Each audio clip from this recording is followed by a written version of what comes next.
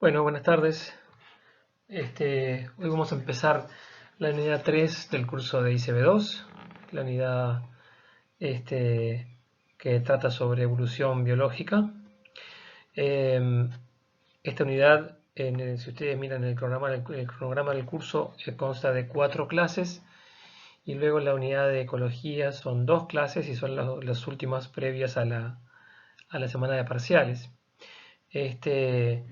Lo que vamos a hacer en esta situación, digamos, de clases a distancia, es que vamos a juntar esas dos unidades en 5 clases que vamos a ir subiendo en las próximas 2 semanas y media, digamos, para luego tener en la sexta clase, que vendría a ser el viernes 15 de octubre, una clase de consulta por Zoom para estas dos unidades juntas, ¿sí? Esa clase además entonces va a ser una clase previa al parcial, pero luego más cercana a la fecha del parcial vamos a tener otra instancia de consulta adicional. Bien, en este caso de la unidad 3 de evolución, la bibliografía está en el libro de Biología General, el Curtis.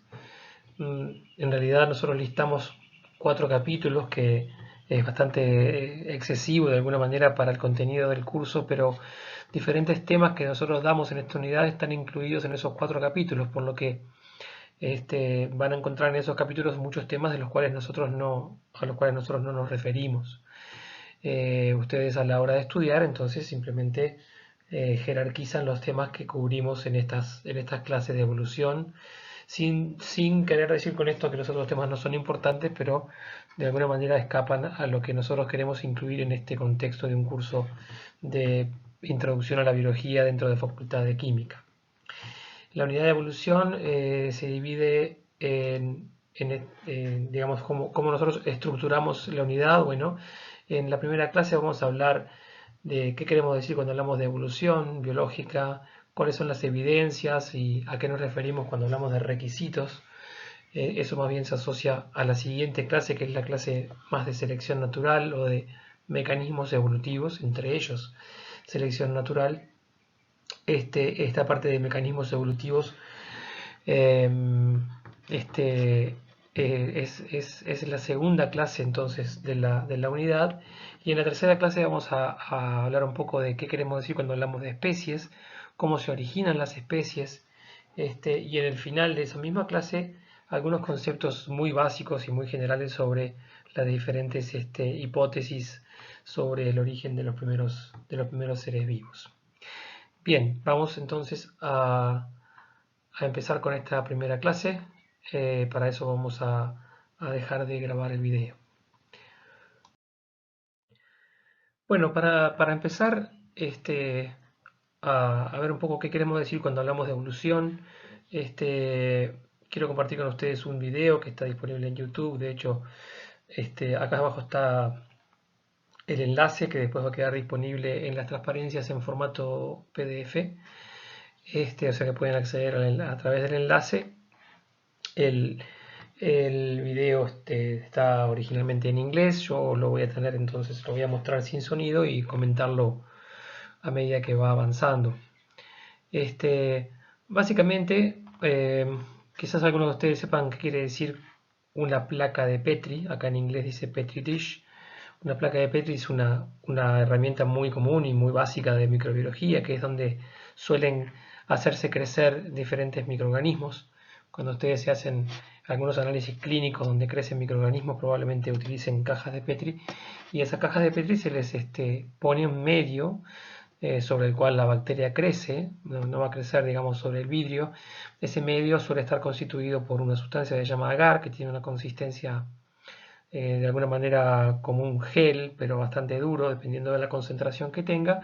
Y en esa sustancia se disuelven nutrientes para los diferentes microorganismos que se quieren hacer crecer, y se pueden disolver, por ejemplo, antibióticos, para evaluar, por ejemplo, si determinadas bacterias son resistentes o no a determinados antibióticos. Seguramente alguno de ustedes que se ha hecho algún urocultivo, por ejemplo, sabe más o menos de lo que estoy hablando. Bueno, En este caso lo que se hizo fue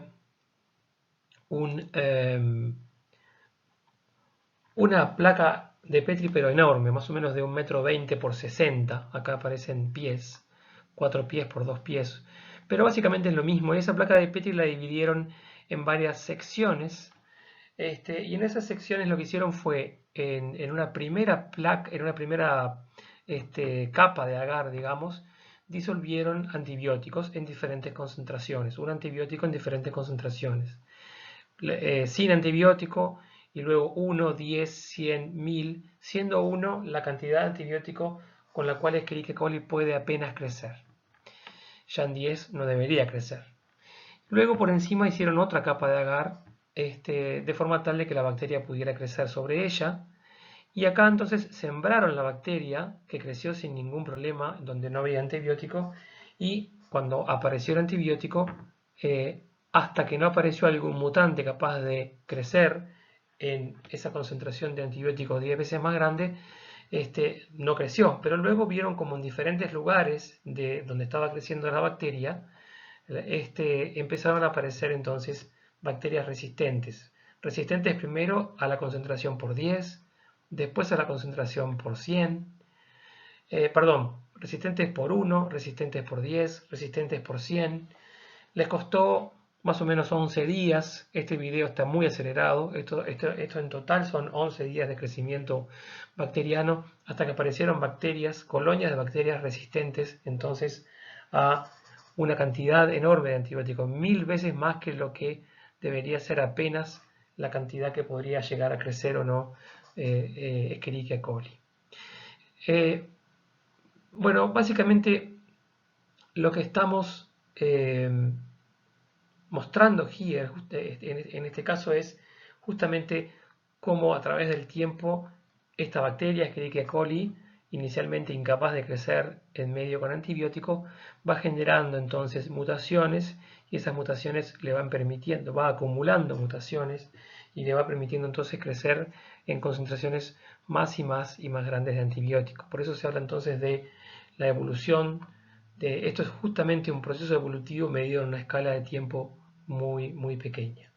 Pero es sin dudas un proceso evolutivo, y desde ese punto de vista entonces, por ejemplo, de la resistencia de bacterias a antibióticos, comprender cuáles son los mecanismos que están detrás de estos procesos evolutivos es un aspecto que, si bien tiene un claro contenido biológico, para nosotros como químicos o para algunos de ustedes como futuros bioquímicos clínicos, por ejemplo, o farmacéuticos, son conceptos que es importante comprender.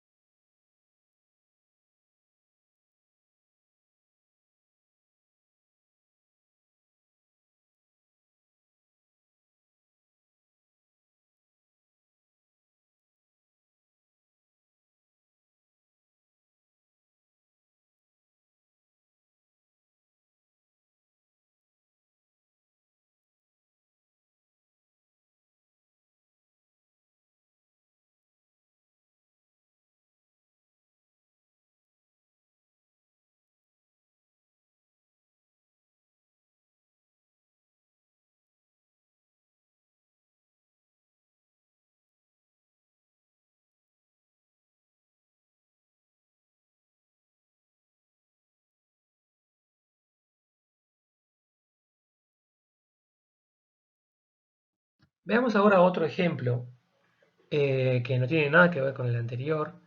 Este es un mapa que capaz que no les es fácil reconocer. Este es Colombia, un mapa de Colombia. Y lo que vemos son diferentes formas en este mapa. Las formas, diferentes formas, una estrella, un círculo, un triángulo, etcétera, corresponden a distintos principios activos de insecticidas. Quizás ustedes conozcan el famoso DDT, que se usó extensamente hace unos 50 años, pero que hace mucho tiempo se ha eh, mayormente, no el 100%, pero mayormente dejado de usar. Los colores que ven acá en las diferentes formas, en las diferentes regiones de Colombia, ven el rojo y el verde. Bueno, se refieren justamente a la capacidad que tiene este mosquito, que es un muy conocido nuestro, Aedes aegypti, que es el transmisor del dengue.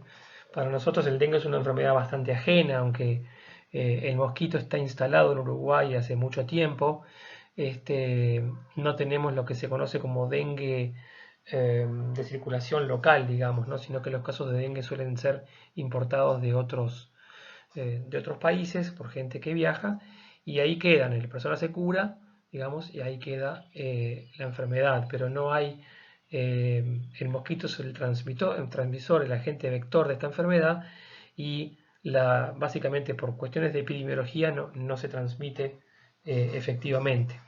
Pero el mosquito está. Ahora, en climas mucho más cálidos como Colombia, de hecho en toda América Latina, el dengue es un problema endémico, instalado, eh, digamos, en forma constante en las poblaciones. Y entonces el manejo del mosquito vector es un tema muy importante. Este, es un tema sanitario muy importante el manejo de este vector, así como de otros vectores de enfermedades, insectos vectores de enfermedades. Entonces, diferentes principios activos son o no son ya eficientes para controlar un mosquito como Aedes aegypti. Entonces, cuando ustedes vean rojo, quiere decir que ese principio activo de insecticida ya no es eficiente. Quiere decir que el mosquito evolucionó resistencia contra ese agente de control. Si ustedes ven verde, quiere decir que ese principio activo es aún eficiente para controlar el mosquito. Fíjense que, bueno, hay muchos más rojos que verde, para empezar. Fíjense también cómo hay varios puntos rojos. Los puntos rojos implican que el mosquito es resistente al DDT.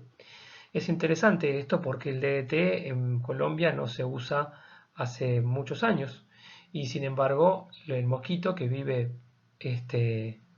un mes, pongámosle, no sé exactamente cuándo vive un mosquito, pero los mosquitos que nunca se enfrentaron al DDT son resistentes al DDT, con lo cual tenemos claramente un mecanismo en el cual la resistencia no aparece por contacto con el DDT, sino que simplemente está eh, ya incluida, digamos, en el genoma del insecto porque quizás hace cientos y cientos de generaciones hubo un proceso selectivo muy fuerte que llevó a que el 100% de la población de mosquitos heredara esa característica y luego esa característica simplemente se mantiene en el tiempo aunque no haya más uso de DDT.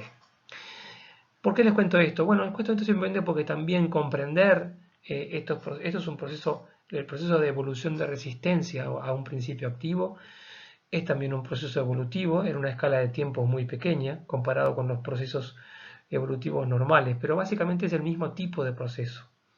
Y también los químicos como profesionales de la salud, futuros químicos con formación agrícola medio ambiente, muchos de ustedes van a posiblemente enfrentarse a situaciones en las cuales conocer algunos aspectos fundamentales de cómo ocurre el proceso evolutivo es algo que les va a resultar útil y también probablemente interesante. Bien, ¿qué es lo que queremos decir cuando hablamos de evolución biológica? Bueno, básicamente el concepto es muy sencillo. Evolución es todo cambio a través del tiempo. Evolución biológica es el cambio de los organismos a través del tiempo. Pero cuando hablamos de los cambios de los organismos no nos referimos a un individuo. O sea, no son los cambios, por ejemplo, que implican el crecimiento de un individuo desde juvenil hasta adulto.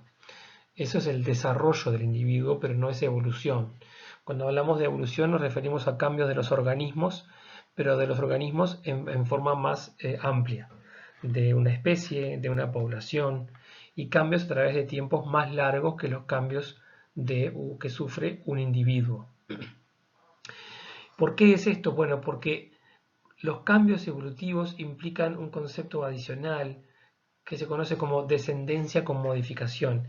¿Qué quiere decir descendencia con modificación? Bueno, a lo que se refiere es a que una generación de individuos va a presentar algunas diferencias respecto a la generación anterior que le dio lugar, y así sucesivamente. Cada generación va a presentar diferencias a nivel, por ejemplo, de una población de individuos, va a presentar diferencias con la generación que le dio lugar o con la generación siguiente a ella. Esas diferencias que se van acumulando entonces básicamente muestran el proceso evolutivo al cual nos referimos cuando hablamos de evolución biológica. O sea, es un proceso que ocurre no tanto a nivel de un individuo, sino más bien a nivel de poblaciones y a nivel de distintas generaciones de esas poblaciones. Desde el punto de vista de otro tipo de implicancias de este cambio a través del tiempo por descendencia con modificación, bueno, el concepto de evolución lleva asociado otro concepto importante, y es que todos los organismos, todos los seres vivos, comparten un ancestro común. ¿tá? Todos los seres vivos comparten un ancestro común. O sea, ha habido un cambio a través del tiempo de millones y millones de años, pero ese cambio proviene entonces de un único ancestro común a todos los seres vivos. A veces se habla de la evolución como una hipótesis, como algo que no está realmente probado, y a veces se genera un poco de confusión en ese aspecto. Está bueno entonces dar una versión desde la ciencia sobre este tema. Para empezar, bueno, ¿qué es una hipótesis? Una hipótesis, acá en forma muy simplificada, no pretendo con esto una clase como de conceptos de epistemología muy profundos, pero una hipótesis básicamente se trata de una idea o una suposición razonable para observar para explicar una observación, ¿sí? Se hace una observación, se propone una explicación para esa observación, y eso conforma una hipótesis, pero conforma una hipótesis válida si esa hipótesis produce predicciones, y esas predicciones pueden ser refutadas o confirmadas, es decir, una observación genera una posible hipótesis de cómo esa observación puede explicarse, y esa hipótesis debe generar, decir, bueno, si esto es verdad, entonces tengo que poder ver esto otro, tengo que poder confirmar en forma, por ejemplo, experimental esto otro, o refutarlo o confirmarlo.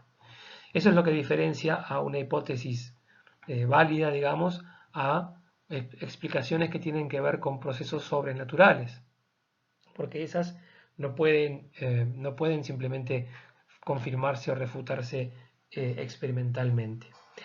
¿Qué diferencia una hipótesis de una teoría? Bueno, una teoría es más que una hipótesis. Una teoría es, de alguna manera, un conjunto de hipótesis que ya interpretan un conjunto también más grande de observaciones, y no solamente de observaciones, sino de resultados experimentales, ¿sí? Que no solamente lo interpretan, sino que la conectan y la explican, ¿sí? Entonces las teorías también generan predicciones, y esas predicciones también pueden refutarse o confirmarse, y cuando son consistentemente confirmadas a través del tiempo, de alguna manera reciben un grado de aceptación que pasa a llamarse o a considerarse que son básicamente principios científicos. Entonces, ¿qué queremos decir cuando hablamos de un principio científico? Bueno, es algo bastante cercano a la verdad, pero cuando se habla en ciencia de la verdad es un poco complejo, porque hemos sabido, hemos aprendido como sociedad a través del tiempo que quizás lo que se conocía como la verdad absoluta hace 200 años terminó no siendo tan verdadero. Entonces los científicos han aprendido a utilizar digamos, el concepto o la palabra verdad con mucha cautela, pero sí el uso de principios científicos como afirmaciones que tienen tal grado de confirmación que es irracional, al menos en este momento, no considerarlos verdaderos, ¿sí? Al menos en forma provisional, como dice acá. ¿Qué son, por ejemplo, ejemplos de principios científicos? Bueno, la fuerza de gravedad de la Tierra, que hace que las cosas se nos caigan, digamos. La rotación de la Tierra alrededor del Sol, y entre ellos está la evolución biológica. La evolución biológica vista como el cambio de los organismos a través del tiempo, entonces es, por lo menos en ámbitos científicos, es algo que no se discute, que se considera un principio científico. Lo que sí se discute no es si ocurrió o no ocurrió la evolución. O sea, el hecho de que la evolución ocurrió y ocurre, la evidencia es muy clara y de todas maneras la vamos a repasar en el resto de la clase de hoy. Lo que sí se discute en ámbitos científicos es cómo ocurrió la evolución, cuáles son los procesos más o menos importantes que de alguna manera dirigen ese cambio de los organismos a través del tiempo. O sea, esta es una discusión válida tanto dentro como fuera de la ciencia y es un tema de permanente investigación. Se habla entonces de los mecanismos evolutivos, que son los que dirigen ese cambio a través del tiempo. Dentro de ellos la selección natural, quizás el que más todos escuchamos hablar, pero muchas veces entonces se confunde el concepto de evolución con el concepto de selección natural. La evolución entonces biológica es el cambio de los organismos a través del tiempo y la selección natural es un mecanismo que de alguna manera dirige ese cambio de los organismos a través del tiempo. O sea, la selección natural es un mecanismo evolutivo. Fuera de la ciencia sí se presentan versiones contrarias a la evolución. Por ejemplo, que la vida en la Tierra fue creada tal cual es en el presente, o sea, no ha habido cambio a través del tiempo. Esta era una visión más o menos generalizada antes que Darwin, o sea, antes de mediados del siglo XIX. No hay extinciones, o sea, todos los organismos que están presentes actualmente estuvieron siempre presentes y no han cambiado. Distintas variantes de esta idea presentan de que no ha habido una fuerza sobrenatural, sino que se ha originado la vida en forma natural, pero en distintos momentos a través del tiempo, sin que haya habido cambio. Por ejemplo, los elefantes, para dar un ejemplo claro, de la India o de África, que todos hemos visto una vez que son claramente distintos, ¿verdad? No tienen ninguna relación entre sí, son organismos diferentes que así como los vemos hoy siempre fueron y son independientes entre sí. U otras alternativas como que la vida fue creada y destruida en diferentes momentos. Es decir, son todas versiones, digamos, que se contraponen a la idea de evolución. Y si lo fuéramos a ver en forma gráfica, en vez de verlo como ahora en forma textual, veríamos algo así. Si nosotros graficamos, aquí arriba y estos puntos implican distintos organismos, distintas especies, por ejemplo, en el mundo actual. Y lo que graficamos acá, como si fueran dos ejes cartesianos, en el eje X el cambio, o sea que una línea vertical implica que no hay cambio, ¿sí? Y en el eje Y el tiempo. Lo que veríamos son alternativas a la evolución, o sea, conceptos alternativos a la evolución. Bueno, distintas especies fueron creadas al mismo tiempo, de forma tal cual como son ahora, no han cambiado a través del tiempo. Distintas especies han sido creadas en distintos tiempos, algunas de ellas se han extinguido, pero no ha habido cambio a través del tiempo. Estas son formas de visualizar entonces ideas, como les decía antes, que no pertenecen al mundo científico, pero sí a otros ámbitos, que proponen conceptos alternativos, ideas alternativas a la evolución. Si nosotros en este mismo eje, en este mismo par de ejes, graficamos el concepto de evolución biológica, deberíamos ver algo así. Esto es una imagen que ustedes van a ver mucho en estas clases y también, por ejemplo, en el práctico cuando veamos el práctico de evolución molecular. Esto se denomina árbol filogenético. La idea de árbol, bueno, parece bastante obvia porque como que simboliza un árbol, ¿verdad? O recuerda un árbol. Pero básicamente lo que estamos viendo acá, ¿qué es? Bueno, estamos viendo distintas especies, distintos organismos, como son actualmente. O sea, el tiempo va creciendo en el eje Y y lo que tenemos aquí arriba es el presente y hacia abajo es el pasado. Y en el eje X tenemos, para cualquier lado tenemos cambios. O sea, cualquier línea inclinada implica cambio, implica que ha habido cambio. Y lo que vemos en el medio de estas líneas son como nodos, como lugares donde se han ido dividiendo. Eso es entonces la esencia del proceso evolutivo. Los organismos cambian a través del tiempo, pero en determinados momentos esos cambios implican divisiones. Esas divisiones implican luego divergencias, que los distintos organismos se van separando a nivel evolutivo a través del tiempo, ¿sí? Y estos nodos, vemos que estos puntos de separación pueden ser más lejanos en el tiempo, ¿sí? O más cercanos en el tiempo. De hecho, pueden ser muy cercanos en el tiempo, como vemos entonces, por ejemplo, acá arriba, ¿verdad? Pueden ser muy lejanos en el tiempo o muy cercanos en el tiempo. Estos nodos entonces implican puntos, implican ancestros comunes para los organismos que vienen después. Entonces estos dos organismos comparten este organismo, posiblemente ya extinto, como un ancestro común, pero estos 5 organismos comparten aquí, más lejano en el tiempo, un ancestro común, y acá lo mismo. Entonces, diferentes separaciones en el árbol filogenético van determinando lo que se puede considerar como lineajes evolutivos, que están todos vinculados entre sí a través de distintos ancestros comunes. Si nos vamos muy lejos en el tiempo, entonces deberíamos llegar a un ancestro común, y con esto no me refiero a un individuo, sino a un organismo más, digamos, una especie, pongámosle, para hablar mal y pronto, digamos, pero no a un individuo en particular, pero que es un ancestro común de toda la vida posterior.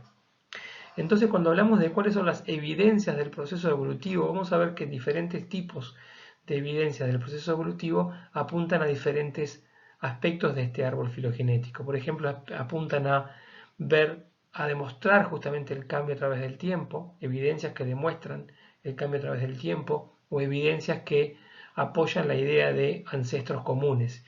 Y es en esas líneas de evidencia que nos vamos a centrar en el resto de esta clase. Entonces, las líneas de evidencia del proceso evolutivo de la evolución biológica van a ser 6, vamos a ir de a uno. La primera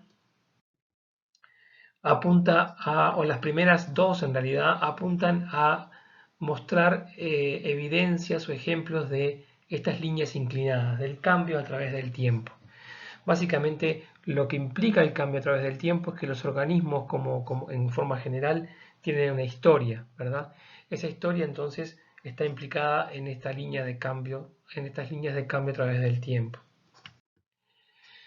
La primera de estas líneas de evidencia es la biogeografía. La biogeografía es una área, una rama de la biología que básicamente lo que hace es estudiar científicamente los patrones de distribución geográfica de las especies. Quizás nosotros, a nivel de cultura popular, no tenemos tan claro que en realidad muchas especies tienen un rango de distribución muy pequeño, es decir, que ocurren naturalmente en unas regiones del mundo, pero no en todo el mundo, ¿verdad? Sino de repente en regiones bastante pequeñas o limitadas del mundo y no ocurren en otros lugares. Eh, Evidentemente en los últimos años, pongámosle 200 años aproximadamente, donde el comercio, digamos, los movimientos del ser humano en todo el mundo y tanto de personas como de productos, eh, ha sido tan intenso que eso ha favorecido que muchas especies hayan ido incrementando su rango de distribución, eh, simplemente porque se establecen en un lugar nuevo, porque son accidentalmente o a propósito, digamos, transportadas del rango nativo de esas especies a un rango nuevo, y si logran adaptarse a ese nuevo rango de distribución, se van a establecer ahí. En muchos casos, en realidad, son mucho más exitosas las especies en los rangos exóticos, digamos, nuevos de distribución, que en los rangos nativos de distribución, donde eh, tienen probablemente van a tener más control a través por ejemplo, de enemigos naturales. Pero entonces, básicamente las especies no ocurren en cualquier lugar, y de hecho las especies no ocurren en cualquier lugar donde sí podrían ocurrir. Entonces, por ejemplo, quizás todos sepamos que los pingüinos están en la zona digamos, de la Antártida, ¿verdad? Evidentemente muy adaptados a los climas fríos, pero no vamos a encontrar pingüinos en la región del Ártico, o sea, en el extremo norte, por más que climáticamente podrían perfectamente estar bien adaptados. Lo mismo ocurre, por ejemplo, con, no sé, los osos polares van a estar, no vamos a encontrarlos en el sur, en la Antártida, pero sí en la región del Ártico, siendo que son climas similares y probablemente podrían establecerse sin problema en esos lugares. O sea, los organismos no ocurren en cualquier lugar donde podrían ser exitosos, sino que ocurren de alguna manera donde su propia historia los determina, ¿verdad? Entonces, las especies se originan de ancestros comunes, y el rango de distribución de esos ancestros comunes condiciona su distribución actual. Bien, eso es lo que hace entonces la biogeografía. Otro ejemplo, también proveniente de la biogeografía, eh, tiene que ver con la fauna y flora de Australia y Nueva Zelanda, que es bastante distinta en aspectos bastante importantes a la fauna y flora del resto del mundo. Y justamente se sabe por evidencias geológicas que estos dos pedazos de tierra se separaron del continente único, que se conocía como Pangea, mucho antes que la separación de los otros continentes. Entonces, es como que tuvieron procesos evolutivos separados, ¿sí?, del resto, y esos procesos evolutivos separados produjeron resultados entonces distintos.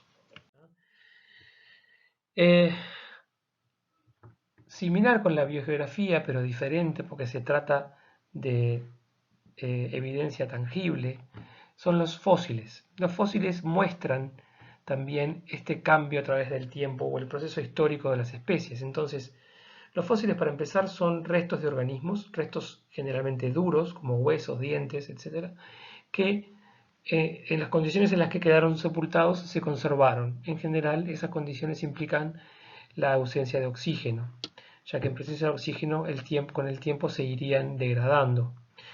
Entonces, los fósiles que se van acumulando van quedando depositados en rocas, y esas rocas se van sedimentando unas sobre las otras a través del tiempo geológico, y eso de alguna manera permite, por diferentes mecanismos, establecer la sucesión, cuáles fueron antes, cuáles fueron después, y luego una forma bastante como detallada de analizar estos fósiles, y permite como construir una especie de historia a través del tiempo con algunos agujeros, y permite sacar conclusiones, por ejemplo, bastante extrañas, como que las ballenas actuales, organismos obviamente marinos, provienen evolutivamente de mamíferos terrestres. Entonces, bueno, el registro fósil permite, en algunos organismos más que en otros, construir una historia evolutiva y ir construyendo este cambio a través del tiempo. De nuevo, con eh, algunos faltantes en esa historia, porque simplemente los fósiles se encuentran eh, en algunos casos en forma casual. Acá hay un ejemplo entonces de fósiles que permiten establecer, evidentemente para este tipo de interpretaciones hay que tener bastante experiencia y es el área de la paleontología la que trabaja en estas cosas, que permitió concluir que las aves actuales, por ejemplo, plumadas, derivan de los viejos dinosaurios o de algún tipo de reptiles en la época de los dinosaurios. Bien, las siguientes líneas de evidencia en realidad tienen que ver con los nodos, con esta presencia de ancestros comunes a distintos grupos de organismos. Son diferentes formas en las cuales nosotros podemos visualizar que la existencia de estos nodos representan explicaciones muy claras a lo que vemos actualmente como el mundo biológico actual. Una muy simple son los patrones de diversidad de los organismos. Es decir, acá tenemos un gato y un perro, organismos que no son muy comunes, no son muy familiares, y si yo les diera una foto de un tigre, ustedes sin pensarlo mucho lo pondrían cerca del gato, pero si les doy una foto de un lobo lo pondrían probablemente cerca del perro. O sea, intuitivamente nosotros clasificamos a los organismos en grupos. Y no tenemos organismos que presenten una serie de cambios graduales que vayan llevando, por ejemplo, del gato al perro con pequeños cambios, sino que asociamos, bueno, estos son los felinos, estos son los caninos, y así sucesivamente.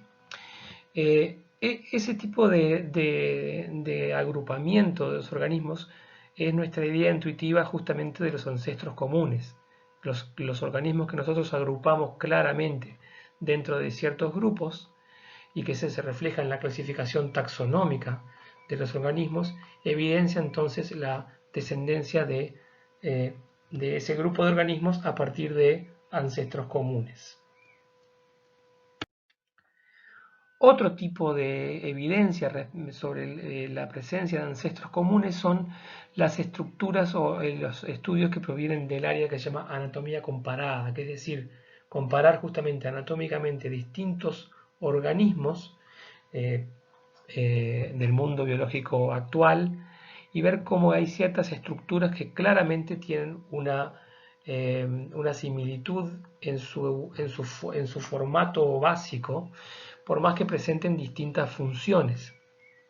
Esas estructuras que se conocen como homologías son entonces estructuras que provienen de ancestros comunes, es decir, quizás si nosotros diseñáramos en este momento la aleta de una foca para que cumpla la función que cumple actualmente en las focas, quizás utilizaríamos un diseño de huesos distinto, pero el diseño de huesos que está presente en la aleta de la foca en realidad no es cualquiera, sino que es un diseño que viene de los ancestros comunes y que los encontramos como el mismo diseño base en distintos organismos, por más que la función que cumplen es claramente distinta.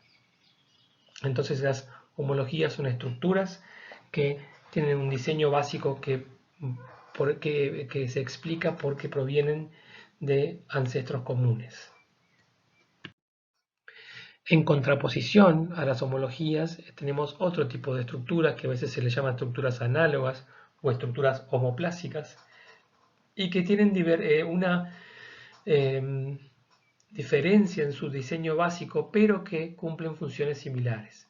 Aquí abajo, por ejemplo, vemos el ala de un ave, ¿sí? El diseño básico que en realidad es el mismo que el ala, por ejemplo, de un murciélago, ¿sí?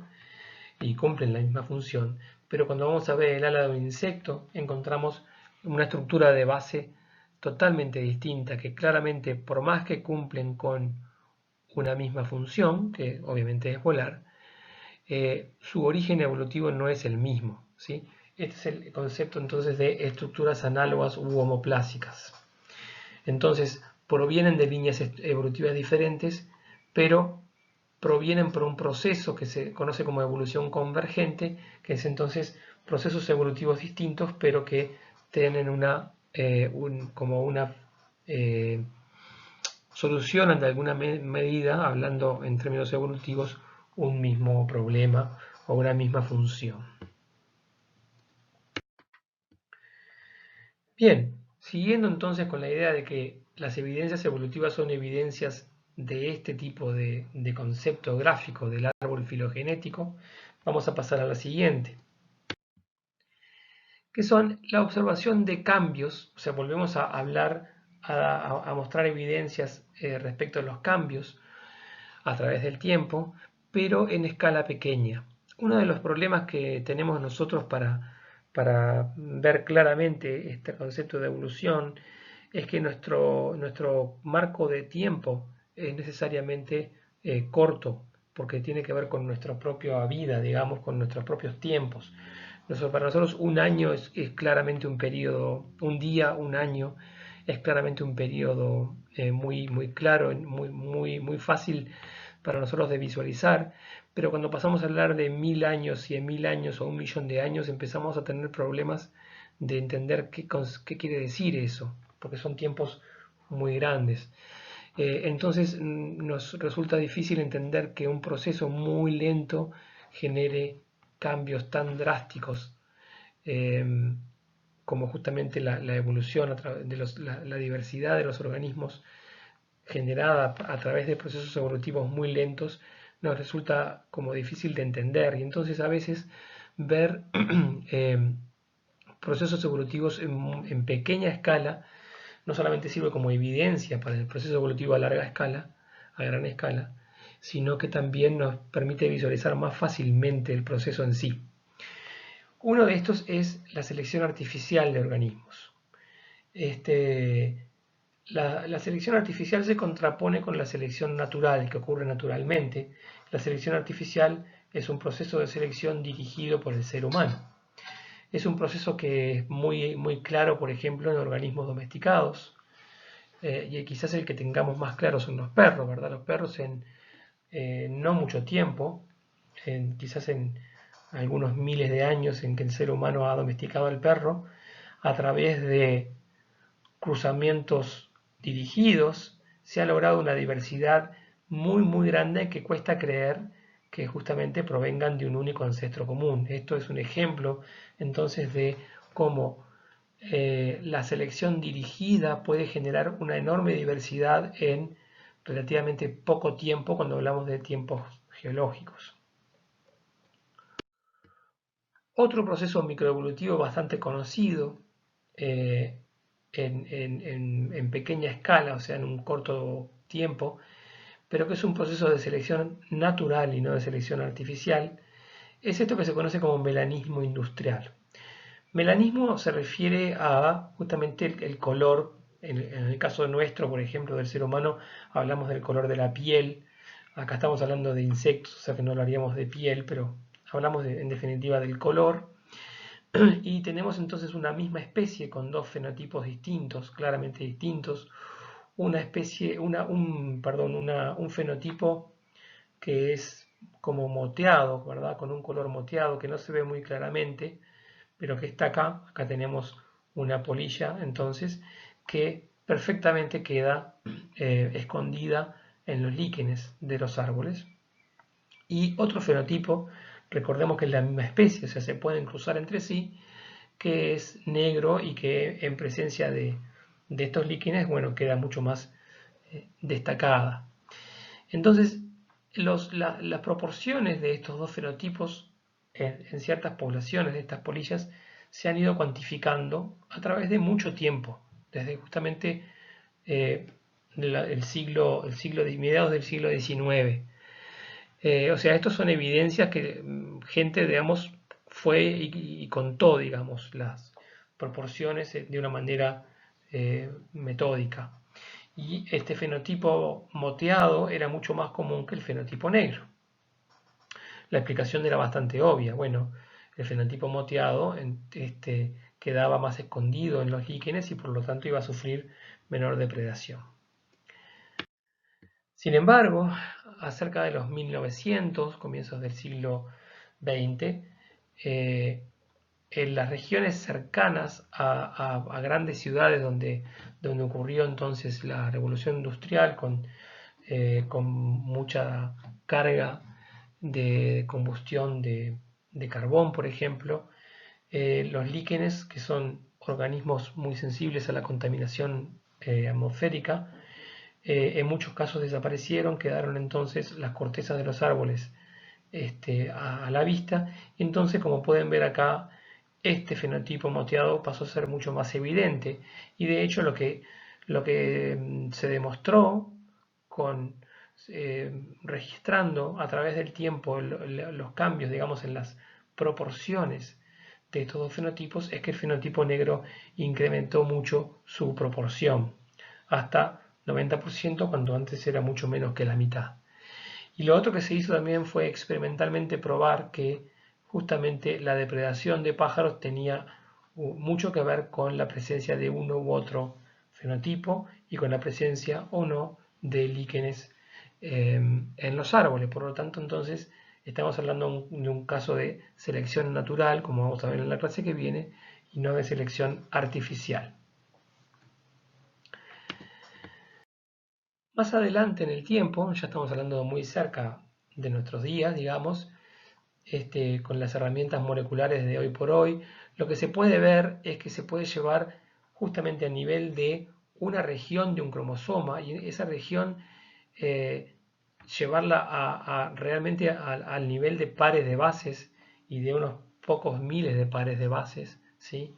Que son diferentes en ambos fenotipos, ¿sí? Entonces acá se puede ver cómo un proceso evolutivo en escala de tiempo pequeña, como pueden ser los cambios en las proporciones de estos dos fenotipos, en realidad tienen que ver simplemente, posiblemente, con la aparición de una mutación que generó un nuevo fenotipo, y ese fenotipo fue, en ciertas circunstancias, beneficioso a través de un proceso de selección natural.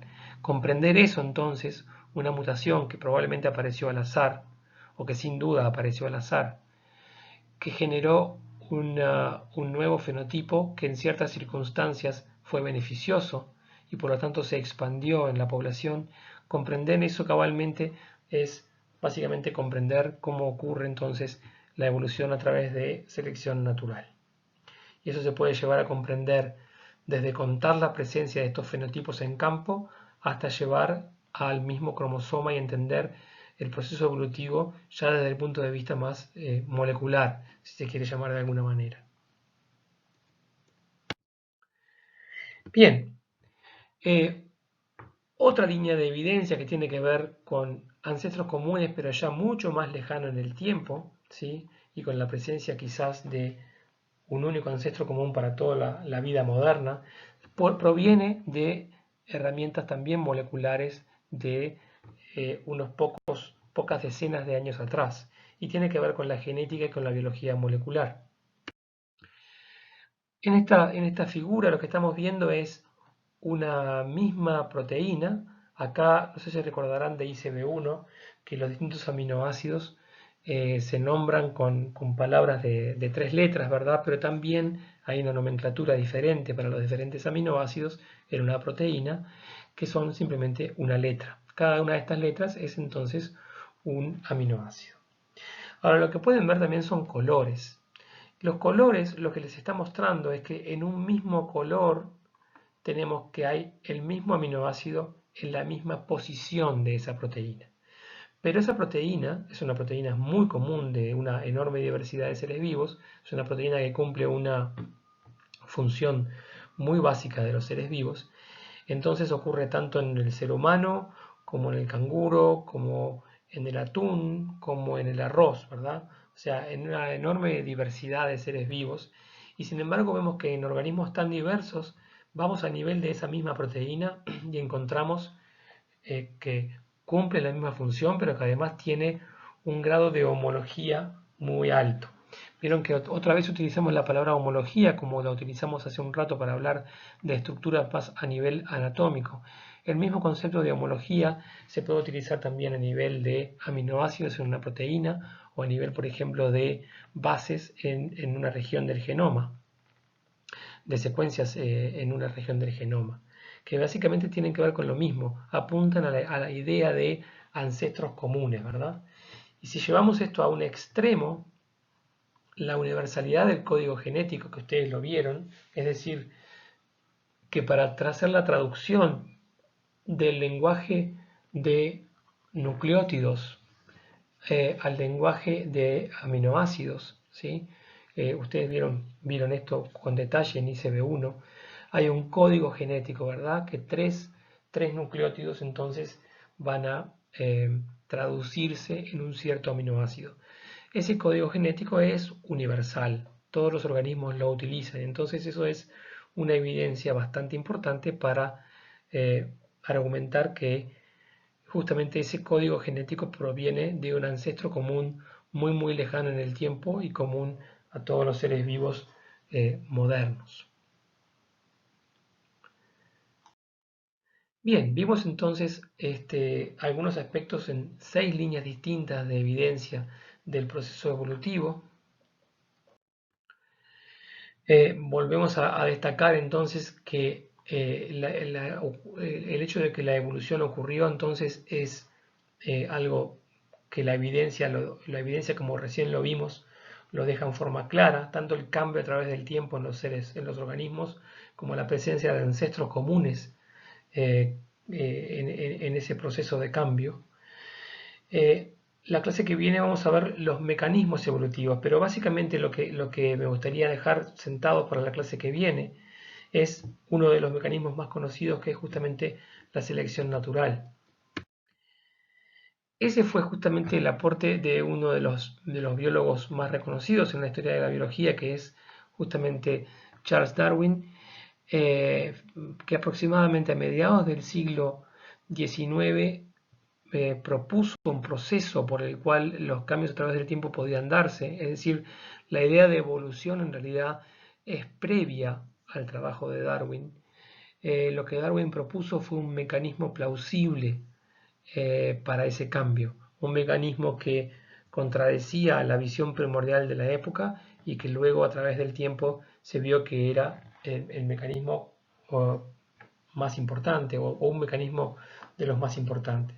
Entonces, lo que Darwin propuso en su momento fue que, bueno, las diferentes características de los seres vivos en una población de organismos de una misma especie presentan variaciones, ¿sí? Se presentan con variaciones. Nosotros hemos hecho mucho hincapié justamente en las variaciones, ¿verdad? Cuando hablamos en genética, también vimos cómo la reproducción sexual es justamente un mecanismo muy importante para mantener la variación en una población, ¿verdad? Bueno, Darwin se refería a las variaciones heredables, variaciones que se heredan de generación a generación. Es interesante que Darwin no tenía muy claro el concepto de cómo ocurría la herencia, pero ya consideró entonces las variaciones heredables. Hoy nosotros pensaríamos en variaciones que tienen que ver con justamente los genes, ¿verdad? Con el genoma de los organismos, que se hereda de una generación a la siguiente. Básicamente lo que Darwin propuso es que las variaciones que son heredables, que son favorables para la supervivencia y reproducción, se van a preservar y las desfavorables se eliminan. Pero la forma en la cual lo propuso es quizás la que es un poco menos intuitiva, incluso hoy por hoy. Básicamente el mecanismo de este cambio a través del tiempo tiene que ver con que los individuos que posean las características favorables, más favorables, van a dejar más descendencia. ¿tá? Entonces la selección natural no es un proceso de alguna manera voluntario de cambio, no induce a los cambios en los individuos, sino que hay individuos que tienen ya de por sí ciertas características, ¿sí? Y la tienen y simplemente esa característica por algún motivo termina siendo beneficiosa y esos individuos dejan más descendencia y esa descendencia hereda la característica. Entonces, esas características que son variantes mayor o menor medida favorables o no favorables, lo que afectan no es al individuo en sí, sino que afectan la contribución genética de ese individuo a la siguiente generación. ¿ah? La contribución genética de ese individuo a la siguiente generación. Por lo tanto, el cambio no se da en un individuo, sino que el cambio se va a nivel de la población. ¿sí?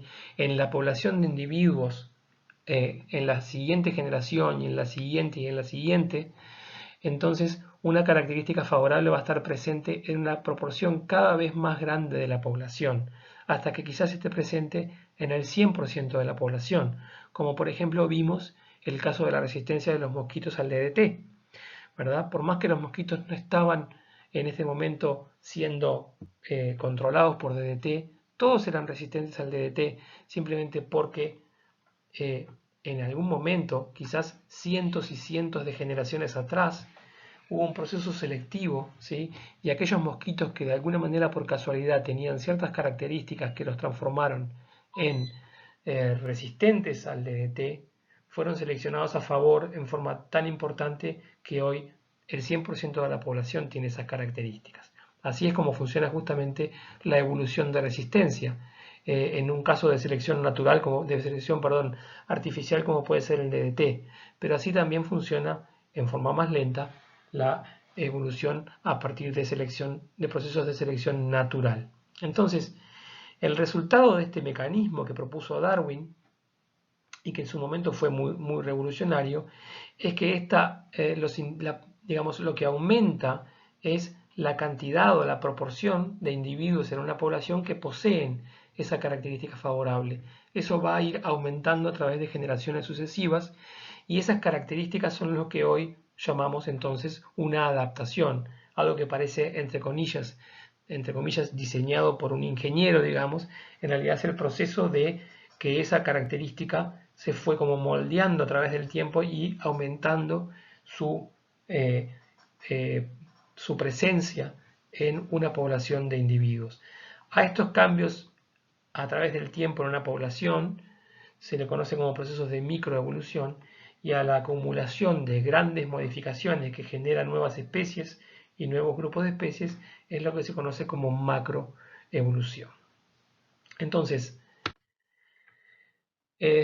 la diferencia con el pensamiento prevalente en la época no fue la evolución en sí misma, sino el mecanismo de selección natural, ¿sí? Lo que prevalecía en ese momento, más que nada lo que se conoce como la idea de Lamarck o la idea lamarckiana, que es un poco anterior a Darwin, es que los individuos iban cambiando a través del tiempo, pero entre comillas por uso y necesidad, digamos. Es decir, una jirafa precisaba comer más arriba en un árbol y entonces hacía un esfuerzo y estiraba su cuello. Implicaba de alguna manera un cambio voluntario, ¿sí? Y ese esfuerzo iba a generar una modificación durante la vida de un individuo que se iba a pasar a la generación siguiente, ¿ah?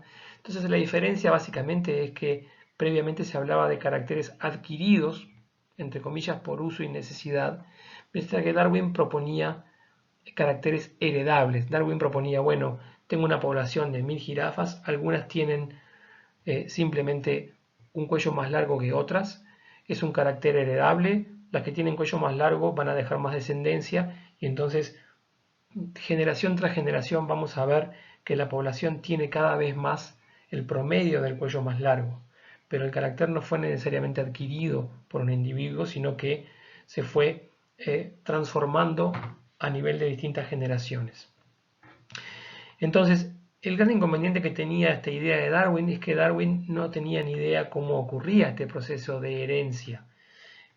Como dijimos en la unidad de genética, el concepto de herencia prevalente en ese momento era la herencia mezcladora, ¿verdad? Distintas características se mezclaban en la descendencia, como mezclamos pintura blanca y roja para dar pintura rosada, lo cual implicaría que no podemos volver hacia atrás, o sea, como que las características no mantenían su identidad, sino que se iban como mezclando.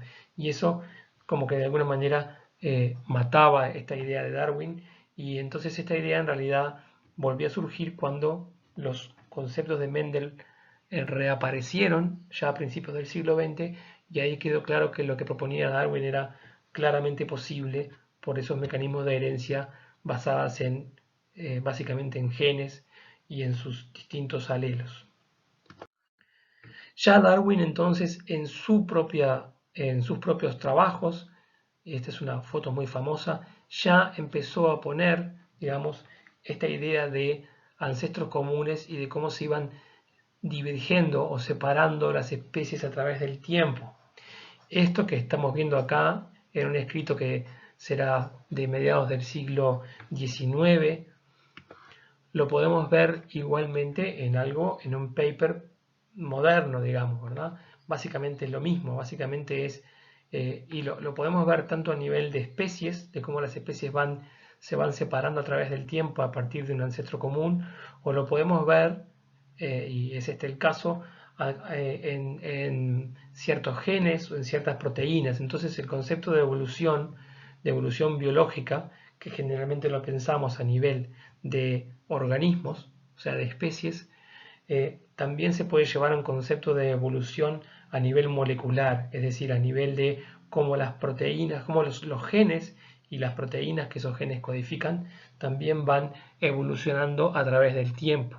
Y eso es justamente lo que vamos a ver en el práctico de ICB2, en el último módulo de práctico, que lo van a ver con Gustavo Salinas, algunos conceptos básicos de evolución molecular, pero son básicamente los mismos procesos vistos en distintos niveles, digamos.